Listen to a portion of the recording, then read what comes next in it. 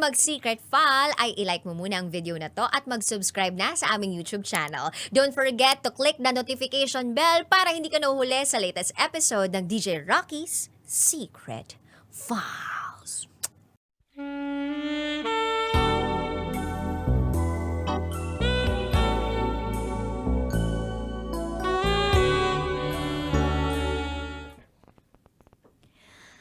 Hi! DJ Rocky at DJ Jello. Lagi akong nakikinig sa programa ninyo. Lalo na tuwing Friday. Dahil nakakawala ng stress ang episodes tuwing Friday. At naisip ko na gusto ko ring maging bida sa programa ninyo.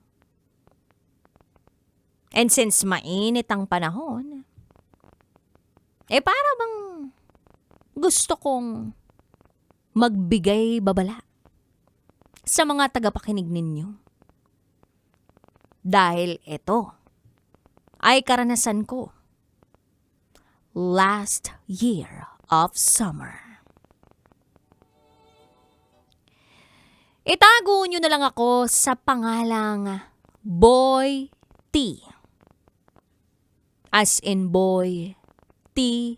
Gas. At ito, ang aking S. PG. As in super, backnern, secret file. Hindi naman sa pagmamayabang. Pero, may itsura ako. Maayos na pangangatawan. At matangkad. Nasa 5'11" ang height ko. At ang sabi nila, kamukha ko raw si Dingdong Dantes. Last year of summer, nagkayayaan ang mga tropa ko. Mag-night out. Umuo naman ako at sumama. Inuman, kwentuhan. Hanggang sa nagdesisyon na mag-uwian na. Ako, saktong amats lang. Pero pagka-uwi ko ng bahay, parang kumalam yung tiyan ko. Para bang nagutom ako. Kaya naman, tumungo ako sa kusina. At nakita ko ang kanin na nasa loob pa ng rice cooker. At merong Tupperware.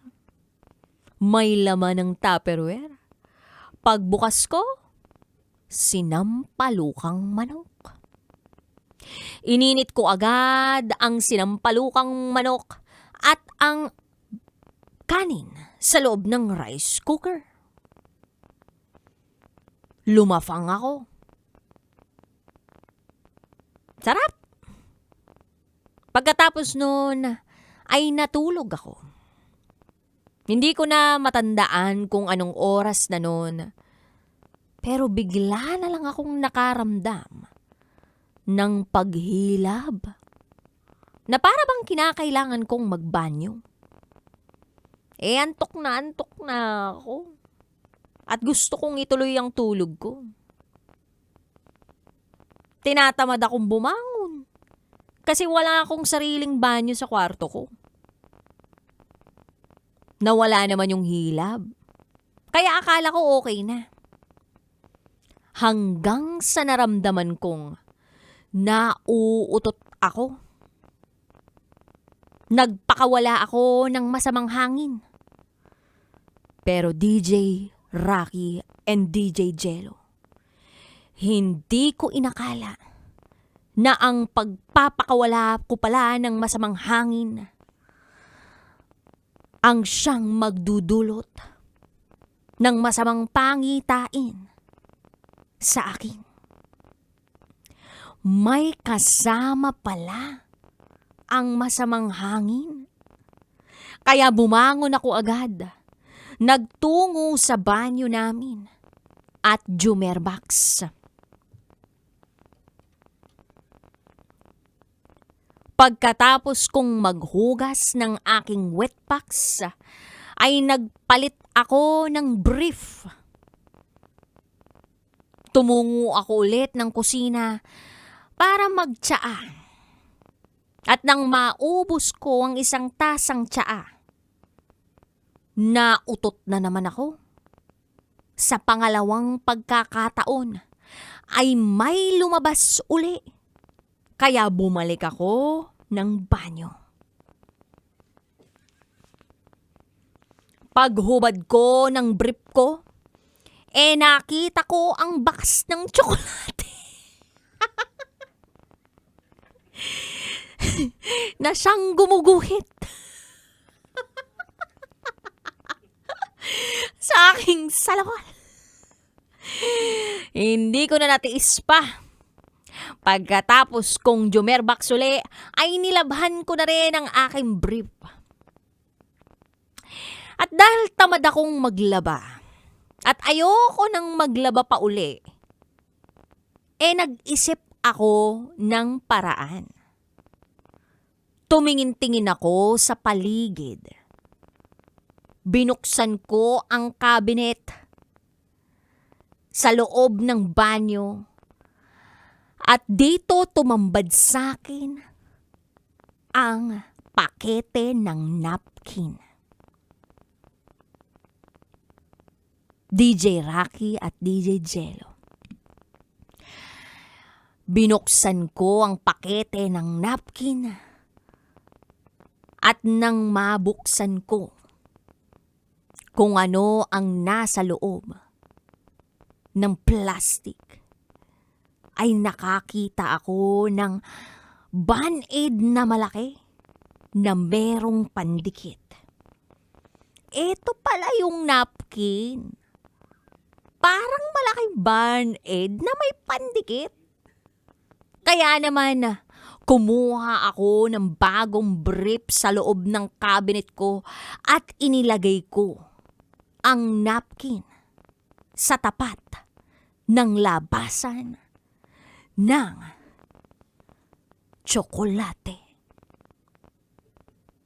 Naisip ko, pupuntahan ko pa naman yung liligawan ko ng umaga. Sana mahinto na ang pag-LBM ko.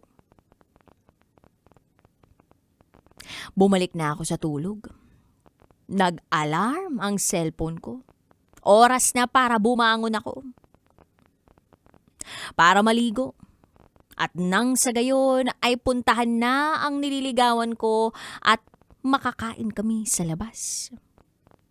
DJ Rocky at DJ Jello. Dahil nagbabadya ang panahon ng tiyan ko. Hindi ako mapakali. Kaya ang ginawa ko bago ko umalis ng bahay ay nagbaon ako ng napkin. Bukod pa ron, may nakalagay na napkin sa brief ko. Kaya naman, habang nagde-date kami ng girl ko, ang hindi niya alam ay nakanapkin ako. Masaya ang aming kwentuhan at kainan. Puro tawanan. Dinama ko ang aking tiyan, mukhang nakikisama naman sa aking kalagayan. Hanggang sa nagpa-bill out na ako sa waiter at inilabas ko na ang bag ko. Pagbukas ko ng bag ko, bigla na lang bumalagta ang napkin mula sa maliit kong bag. At nanlaki ang mga mata ng date ko nang makita niya yun. Tinanong niya ako kung bakit ako may napkin sa loob ng bag ko at ang sabi ko lang ay, pinabili kasi ako ng nanay ko ng napkin. nakalimutan ko lang ilabas. Pero sa totoo lang, DJ Rocky at DJ Jello, ang init na ng katawan ko noon. Pulang-pula ako. Na para bang hindi ako sigurado kung sasagutin ako nito o mauuwi sa wala ang efforts ko. Tinawanan naman niya ako. And fast forward, kami na ngayon. At na-reveal ko na sa kanya na nag-LBM ako noon. Siguro yun ay dahil sa kinain kong sinampalukang manok na nasira gawa ng mainit ang panahon. At gawa na rin ng lasing ako. Siguro ang babala ko lang sa ating mga kabisyo na nakikinig ngayon ay wag kayong kakain ng pagkaing naiwan sa kusina na mainit, na hindi na-airconan dahil baka mamaya panis na yan. Gayunpaman, may maganda namang nangyari sa akin. At yun ay nalaman kong madiskarte pala ako. At madiskarte din pagdating sa babae. Hanggang dito na lang po, DJ Rocky at DJ Jello. Muli, ako si Boy T, as in Boy Tigas. At ito, ang aking SPG, as in Super Pagner Secret File.